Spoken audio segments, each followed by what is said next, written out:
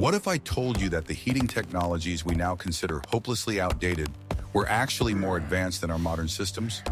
We are accustomed to believing that progress only moves forward. Every new winter should be warmer, every new technology more efficient. But the history of the American frontier proves otherwise. People who lived in harsh frost conditions possessed knowledge that modern civilization has simply lost, forgetting that heat is not a button on the wall, but an art. The pioneers of the Wild West had no central heating, no gas boilers, no thermostats. Their houses were built of raw earth, logs, and stones, but they could retain heat longer than many modern buildings. They understood that fire was not the only source of heat. It was much more important to be able to retain it, to make the house work like a huge battery that slowly releases energy throughout the night. The secret of their skill lay in the now forgotten principle of thermal inertia. Stone hearths and adobe walls heated up slowly, but that is why they also cooled slowly. As the flames died down, the stone mass continued to give off heat for hours, sometimes almost a day. This allowed people to keep warm even on the harshest nights when the wind howled as if trying to tear the roof off. Watch the video to the end to learn how pioneers built hearths that turned fire into a long-lasting source of heat, why their stoves continued to heat when modern ones would have cooled down in an hour, and what forgotten physical principle can completely change our idea of home comfort.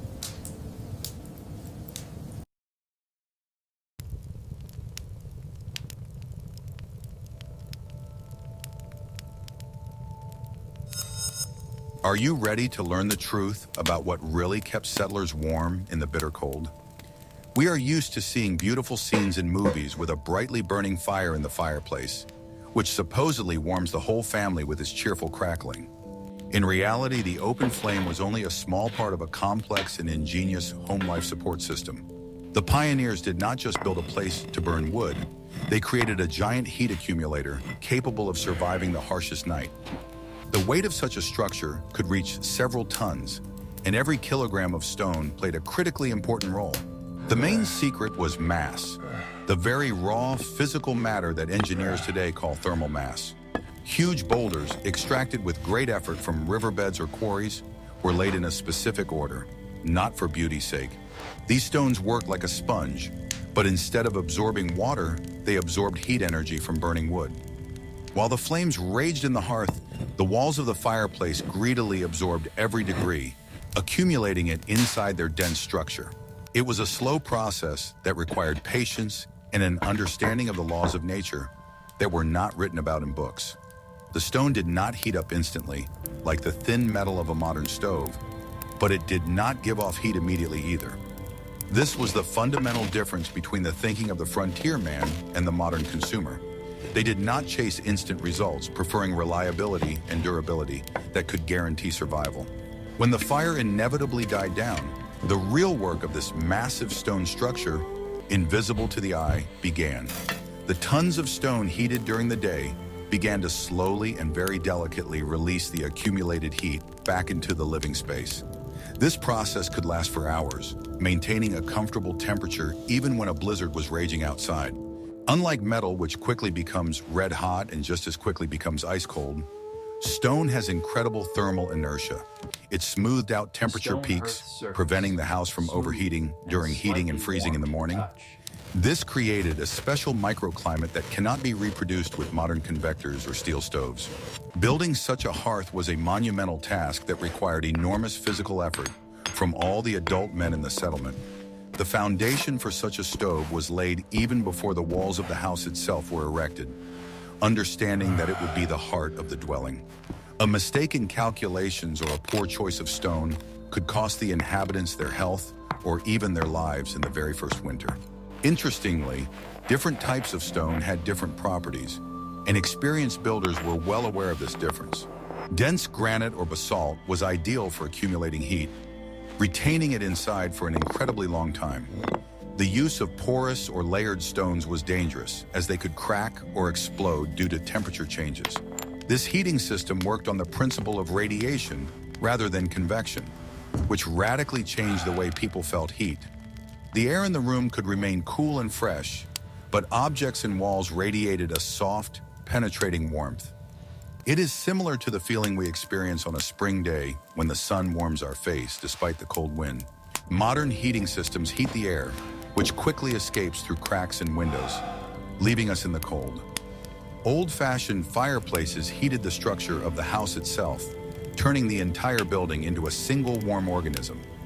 We have lost this feeling of deep warmth, trading it for quick but superficial heating of the air. I'm very interested to hear your point of view. What do you think? Are modern people willing to sacrifice heating speed for such long-lasting and high-quality warmth? Write about it in the comments.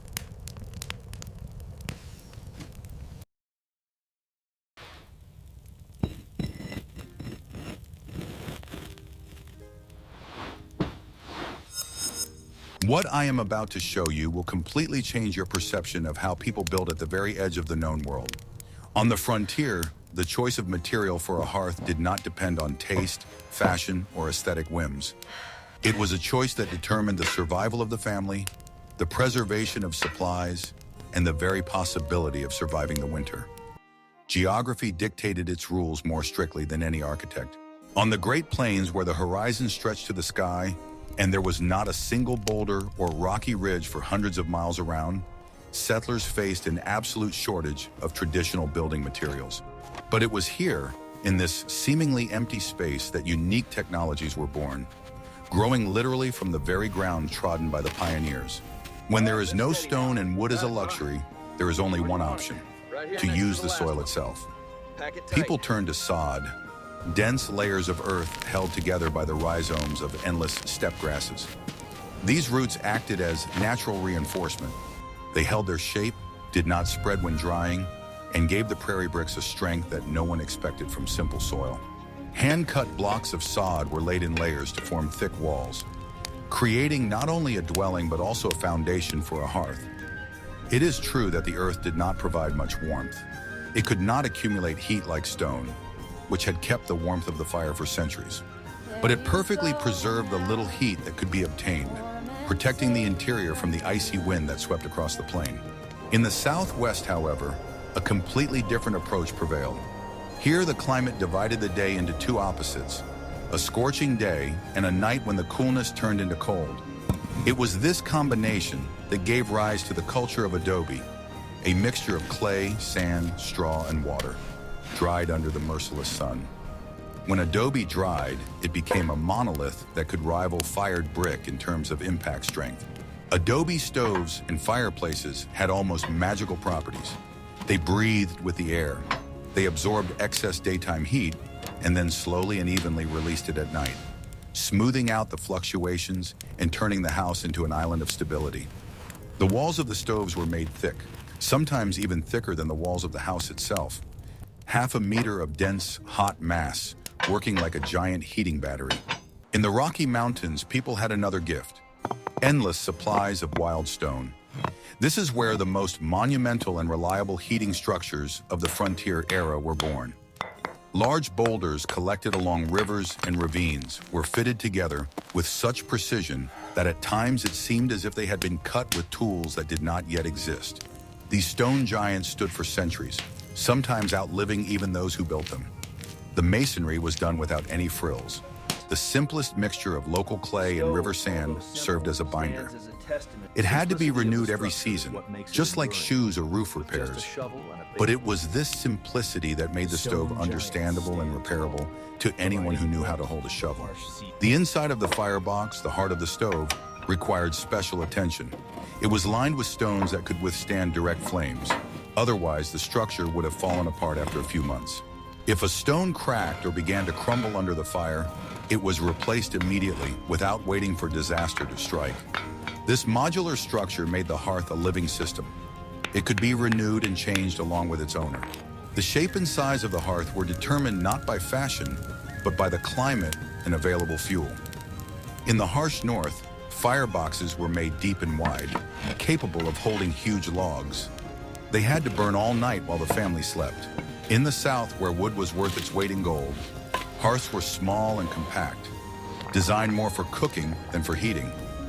They worked economically, using every bit of fuel to maximum effect. In those conditions, the skill of a stove builder was a profession close to magic. People treated these masters as guardians of secret knowledge. They knew at what angle to lay the first stone, where the draft would pass, how the air in the room would behave.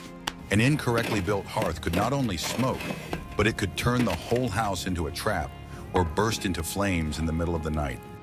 Therefore, the secrets were passed on personally, from older to younger, from father to son, like a family oath. And now that you know how hearths were built from earth, stone, and sun, would you like to know why even the most perfect stone fireplace would turn into a useless pile if it lacked one single fundamental physical principle? In the next chapter, I will talk about the power that people of the past used intuitively, but which we have almost forgotten.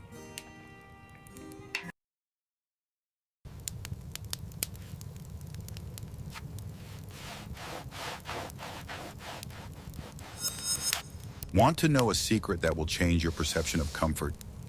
We are used to thinking of heat as a stream of hot air blowing from a vent or rising from a radiator.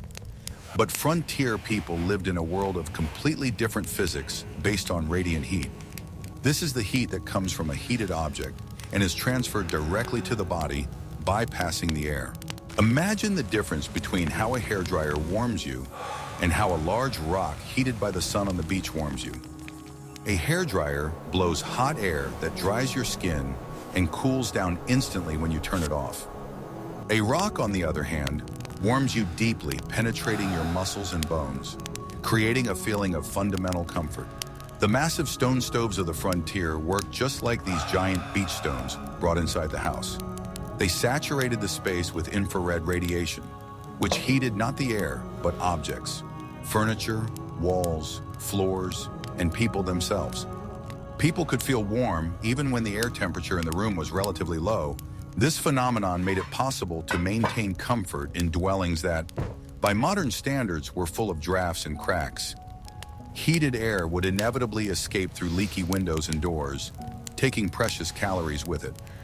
Radiant heat, on the other hand, remained inside, absorbed by massive wooden walls and floors. That is why in old houses the hearth was always located in the center, being the core of the entire structure.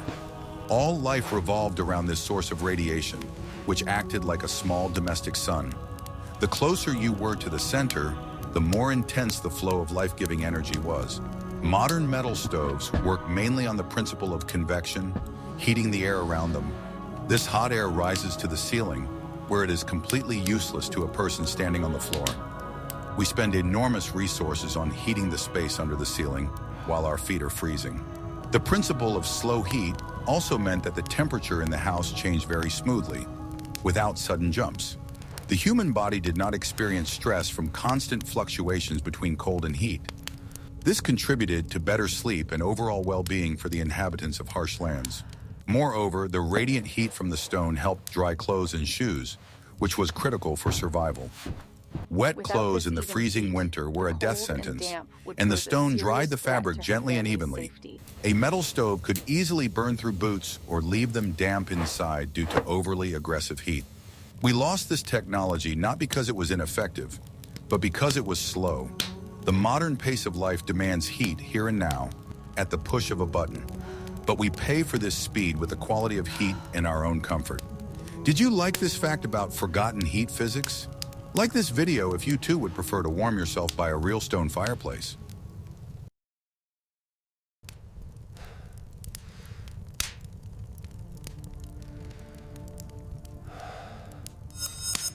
What if everything you were taught about progress played a cruel joke on you in this case? In the mid-19th century, new technical innovations began to penetrate the western frontier, and cast iron stoves occupied a special place among them. They were presented as a modern solution to replace old hearths, as if they were a symbol of an outdated way of life. Advertising leaflets assured people that these stoves saved energy and time, and traveling merchants convinced settlers that life without such a stove was no longer possible. People felt that they were taking a step into the future, as the compact design looked truly progressive. Many did not suspect that behind the attractive packaging lay a serious flaw. The average person at that time considered metal to be a durable and reliable material, so there was no doubt that cast iron would be better than stone. But metal had extremely low heat capacity, which meant that it could not retain heat for long. The cast iron stove did indeed heat up instantly, and in the first few minutes it seemed to surpass the stone hearth. However, it became so hot next to it that it was difficult to stay near the stove. This heat was sharp and harsh, like a blow, rather than soft and accumulated, like that of stone. As soon as the fire went out, the cast iron quickly turned into an icy mass. In harsh winter conditions, this became a real challenge. The settlers understood that they could not stop heating the stove for a minute. Otherwise, the house would lose heat literally before their eyes. Sometimes they had to wake up several times at night to throw wood on the fire. Otherwise, by morning, it would be almost as cold inside as it was outside. Fatigue accumulated, especially if the family lived far from neighbors, and everything depended solely on the strength of the household members. In some areas, the temperature dropped so low that water turned to ice even a couple of meters away from the stove. People lived in constant tension, tied to the fire as if it were a source of life. The so-called efficiency of metal stoves turned into complete dependence on continuous burning. Stone hearths could cool slowly and retain heat even long after the fire had gone out.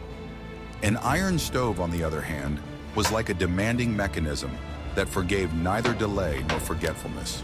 If you got distracted, the house would immediately freeze. This turned people into constant guardians of their own stoves, which seemed absurd given the promises of convenience. Many began to realize that controlling fire was not a relief, but a new burden. The metal walls heated up to the point where they began to glow crimson. Such heating burned out the oxygen, making the air heavy and stuffy, and the smell of burnt dust haunted the residents around the clock. This led to headaches, weakness, and dry throats. In addition, sharp temperature changes caused condensation to form, which ran down the corners and walls. Over time, dampness gradually penetrated the house, creating ideal conditions for mold to grow. Sometimes people had to constantly wipe the walls to stop the spread of moisture. The compactness of the stoves, which was so praised by merchants, turned out to be difficult in everyday use. The narrow firebox did not allow the use of large logs that could smolder for a long time. Settlers had to chop wood into many small pieces, spending hours of precious time on this task. In conditions of hard labor, when it was necessary to take care of the farm and the land, this became an additional burden. The old stone hearths could accommodate massive logs that burned evenly and for a long time. The new technology made people more dependent on the constant preparation of fuel. Over time, the initial joy of buying a new stove was replaced by deep disappointment. This was especially noticeable far from large cities, where the help and advice of specialists was unavailable. People tried to regain at least some of their former comfort and began to experiment with designs. They often lined the stoves with brick or stone in an attempt to create additional mass that could retain heat longer. Such attempts were widespread throughout the frontier and became a kind of compromise. But even after improvements, cast iron remained unreliable for long-term heat storage. This situation became a classic example of how the attractive promise of convenience can overshadow the real need for reliability. Quick heat turned out to be superficial and short-lived, while stone provided stability that had been proven over centuries. People realized that the pursuit of speed had resulted in a decline in their quality of life. The old methods were not romanticism of the past, but practical survival skills. Many realized this only after several consecutive winters. We still encounter similar mistakes when we choose effectiveness over durability. However, the problem was not only the material of the stove, but also how it was built into the home. Houses on the frontier were often built quickly and without a deep understanding of heat circulation. A metal stove worked differently than an old hearth and required more thoughtful planning, but people rarely had the opportunity to rebuild the structure. This meant that even a good stove could not reach its full potential in an unsuitable house. It turned out that the new product seemed to solve one problem, but created several new ones at once. The difference was particularly noticeable in the case of chimneys. The chimneys of the time were essentially straight vertical channels that quickly carried smoke outside. Old chimneys, built of stone, had a complex structure and could retain heat, gradually releasing it into the room. People no longer noticed this, considering the chimney to be only a means of removing smoke, not part of the heating system. The transition to a simple pipe reduced heat loss, but deprived the house of its natural heat accumulator. As a result, the house cooled down faster than before, even with active heating. Frontier residents often perceived the problem as temporary and hoped that they would adapt. But with each passing year, it became clear that cast iron stoves did not take into account the peculiarities of the local climate. Winters made such stoves a burden rather than a help. Some families returned to the old stone structures if they could obtain the materials. Others tried to buy more massive models, but they were expensive and did not always help either. This was one of the reasons why traditional construction methods persisted for so long. Many migrants admitted that the difference between the seller's promises and reality was huge. Technology was developing rapidly, but people often forgot that people lived in conditions where survival was paramount, not convenience.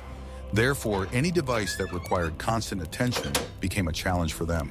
Despite its simplicity, the cast iron stove required constant monitoring.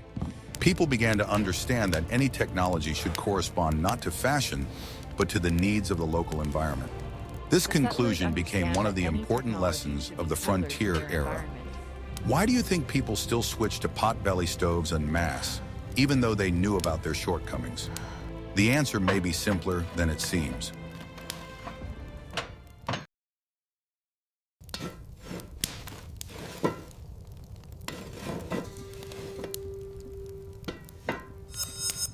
The chimney in an old hearth was much more complex than a simple vertical pipe for smoke extraction. It was a carefully calculated aerodynamic system designed to solve a seemingly impossible task. It was necessary to remove acrid smoke from the room, but at the same time keep the precious heat inside the house. The key element of this system was the so-called smoke tooth, or shelf inside the chimney. This protrusion created an air vortex that cut off the cold flow descending from above. Without this element, the cold air from the street would simply squeeze the heat out of the house through the wide mouth of the pipe.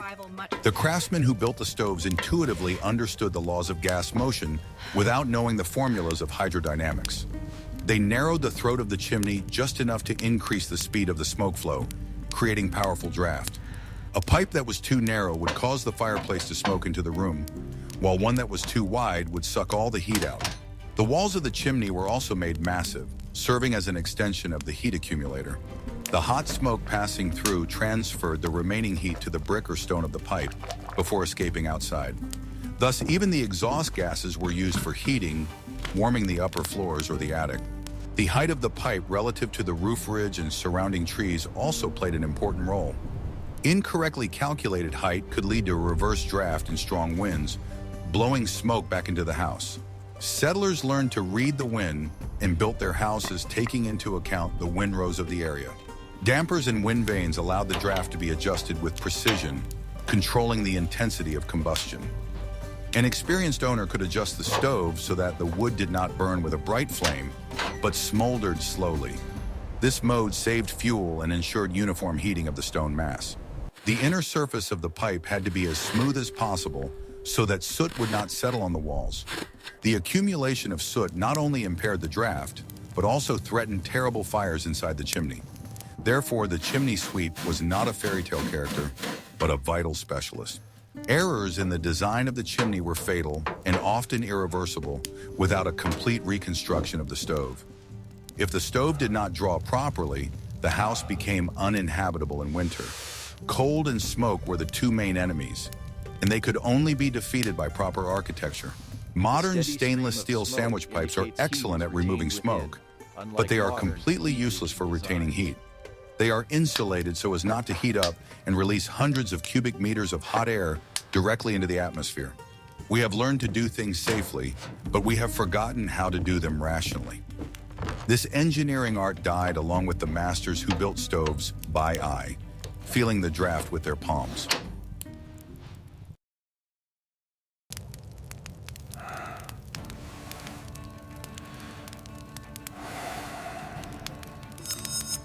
Guess what happened to the hearth when the family went to bed? The most amazing thing about the old fireplace happened just when it seemed that the fire had gone out. Night was the most dangerous time of day, when the temperature outside dropped to critical levels.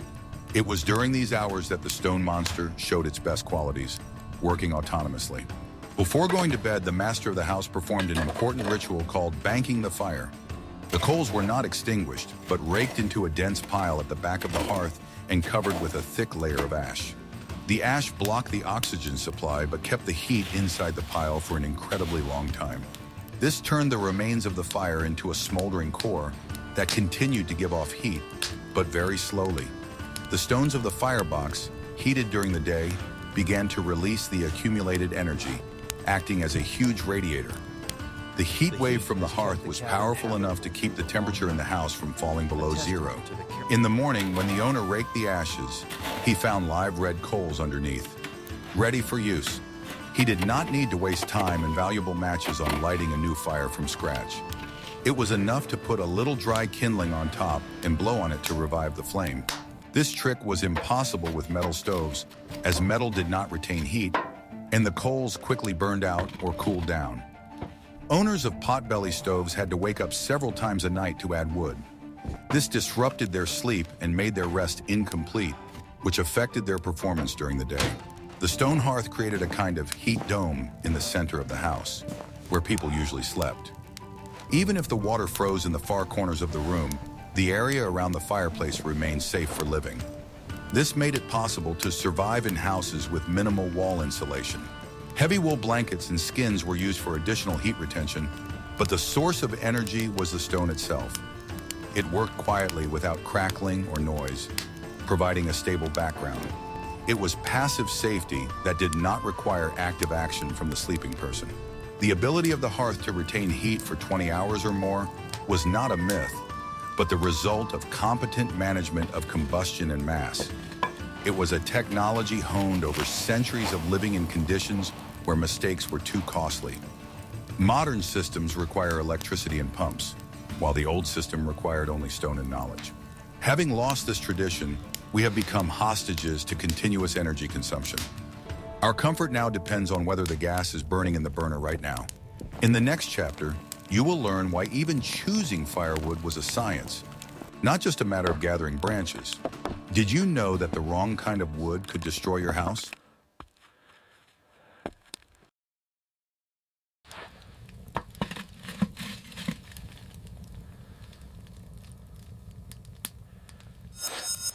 Choosing fuel for a stone fireplace was a science in itself, on which the efficiency of the entire heating system depended.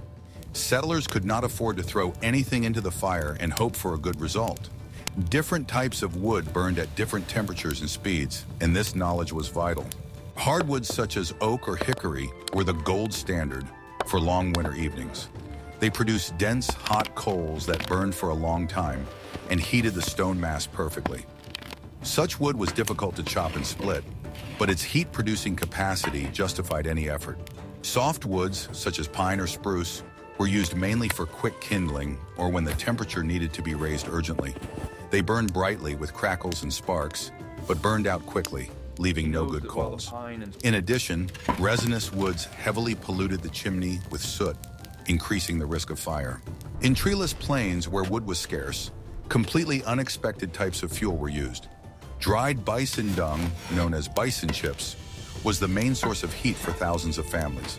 It burned slowly with an even flame similar to peat and gave off a surprising amount of heat. The stone hearth coped well with such unusual fuel thanks to its inertia. It did not need a bright flame. It needed a constant source of heat, albeit not too intense. A metal stove would have worked terribly with such fuel, constantly going out and cooling down. Preparing firewood was a never-ending process that took up a significant part of any man's time on the frontier. Firewood not only had to be found and brought in, but also dried properly. Wet wood spent most of its energy evaporating its own moisture rather than heating the stones. The woodpile was an indicator of the status and reliability of the owner of the house. A huge supply of dry firewood meant that the family was ready for any surprises the weather might bring. It was a kind of bank account. Only the currency here was calories of heat. Interestingly, the size of the logs for the fireplace was much larger than for modern stoves. Huge logs, which two people could barely lift, were stacked deep into the hearth. They could burn for days, providing a stable base for the fire. Fuel savings were achieved not by reducing the fire, but by maximizing the use of the heat obtained. Not a single calorie was to be wasted, flying up the chimney or disappearing into the cracks. It was a philosophy of thrift dictated by harsh necessity. In the modern world, we simply turn the thermostat knob without thinking about where the energy comes from. For the pioneer, every degree of heat was the result of his own physical labor.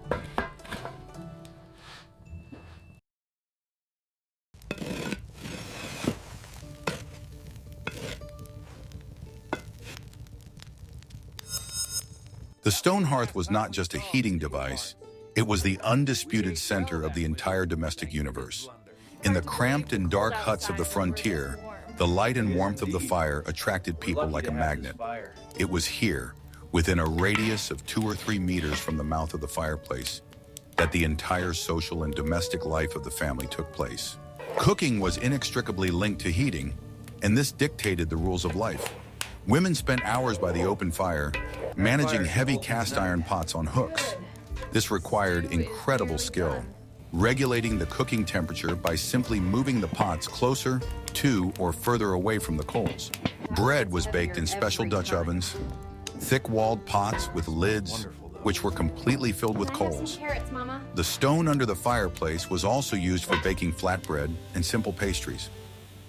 The taste of this smoke-infused food was an integral part of childhood memories for entire generations.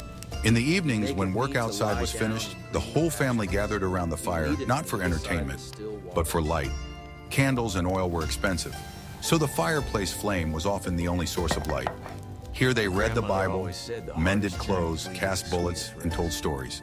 Drying clothes was another critical function of this stone heart of the home.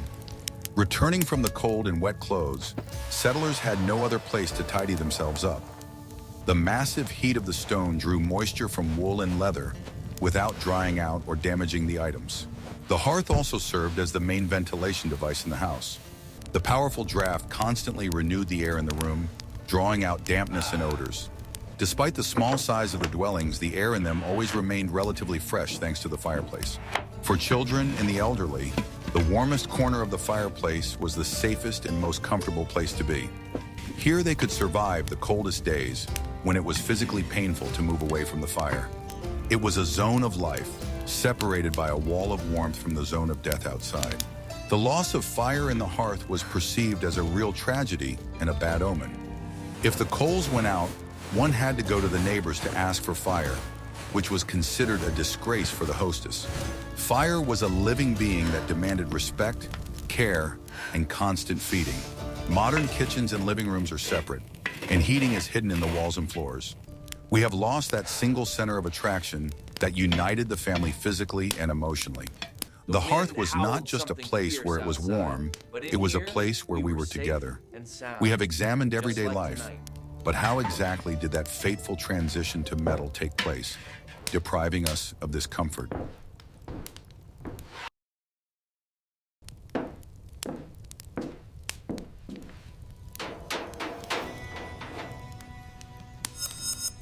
The transition from massive stone hearths to lightweight metal stoves was not instantaneous, but it was inevitable.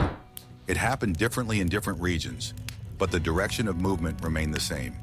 People gradually abandoned the old heating methods used by their fathers and grandfathers. The choice was influenced not only by fashion and advertising, but also by real changes in society. Railways opened the way for industrial goods that were previously unavailable. That is why many considered the new technology a natural step forward.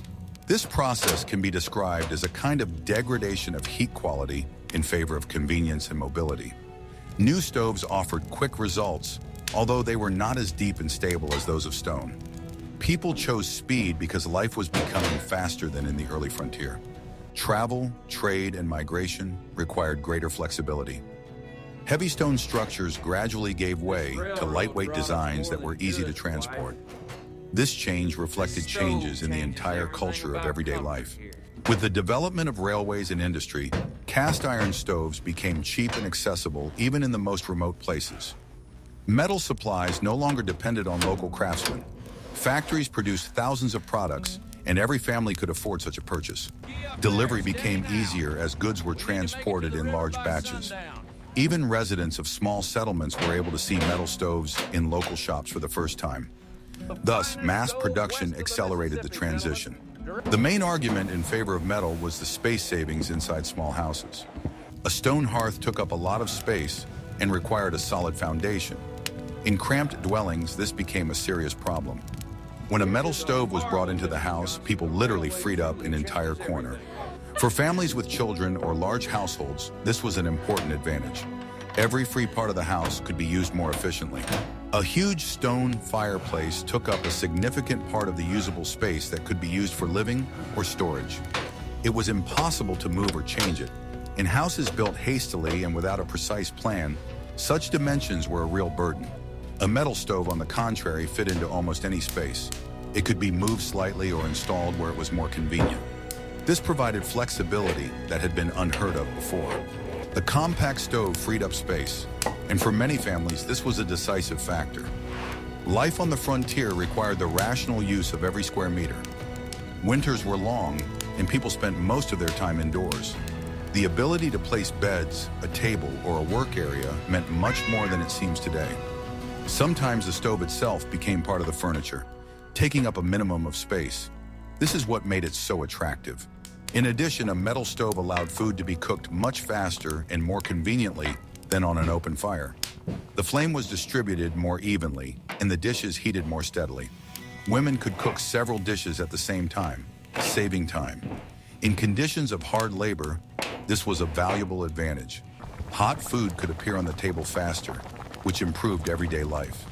People saw this as a sign of progress and care for themselves.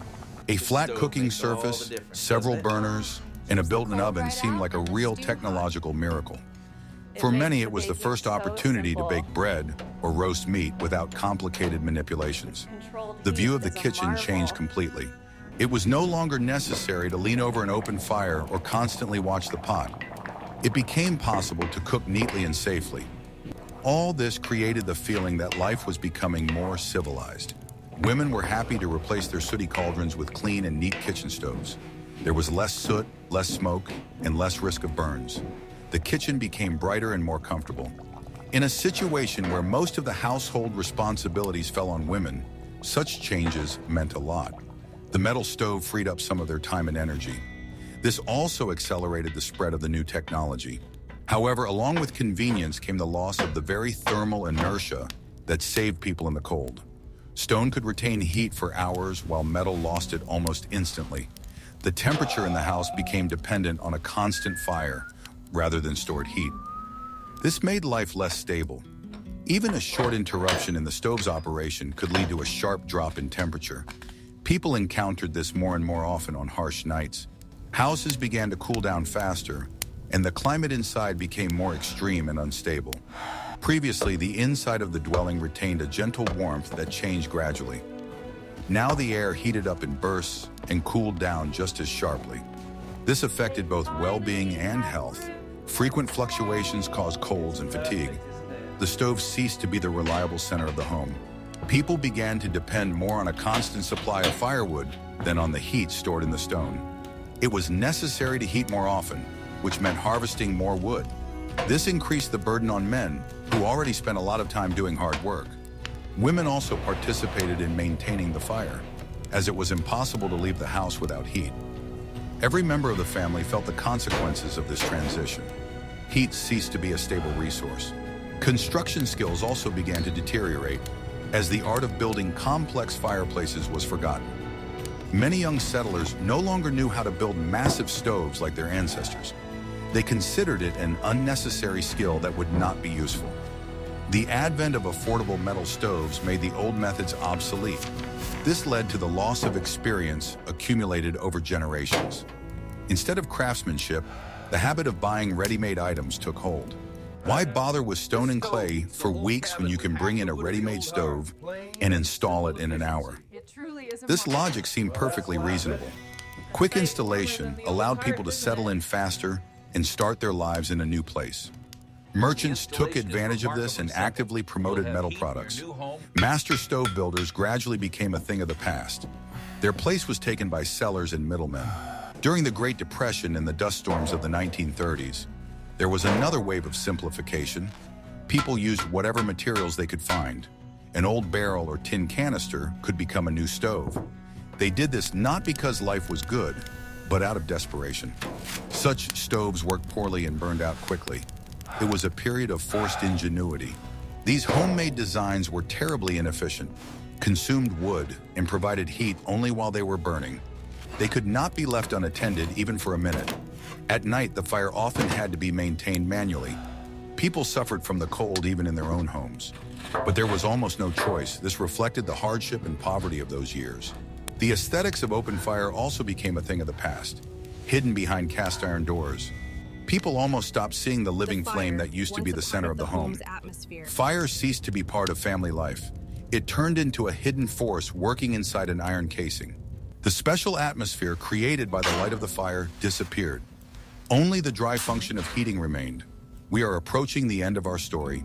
It remains to sum up and understand what this experience teaches us today.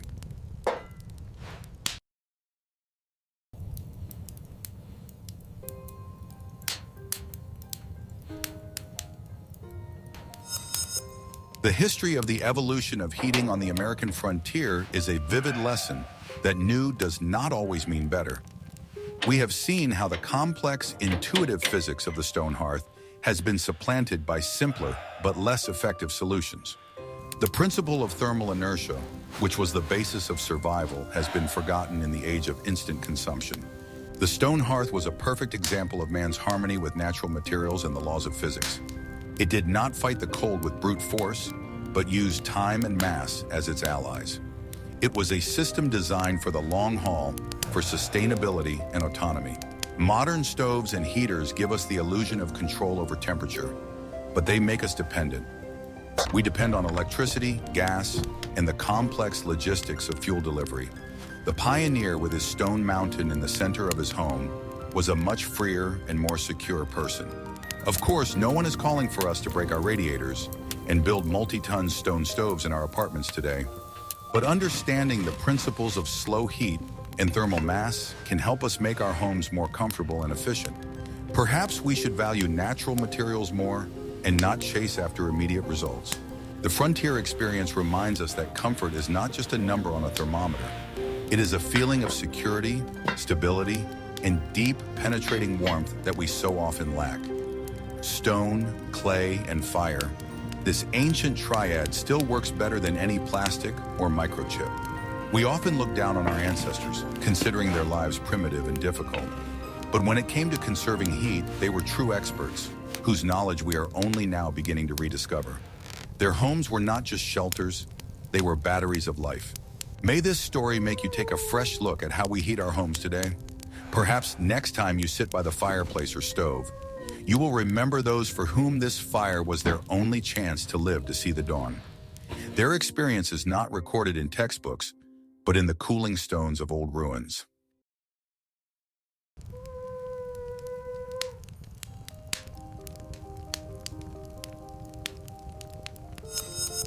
We have come a long way from the granite boulders of the Wild West to modern metal boxes, and this journey is full of losses and discoveries. Thermal inertia is not just a physical term, it is a philosophy of life, where it is important not only to burn brightly, but also to retain heat for a long time. What struck you the most? The trick with banking coals or the fact that we traded quality heat for speed? What other forgotten technologies of the past would you like to explore in future issues? Write your suggestions in the comments and don't forget to subscribe to the channel so you don't miss new journeys into history.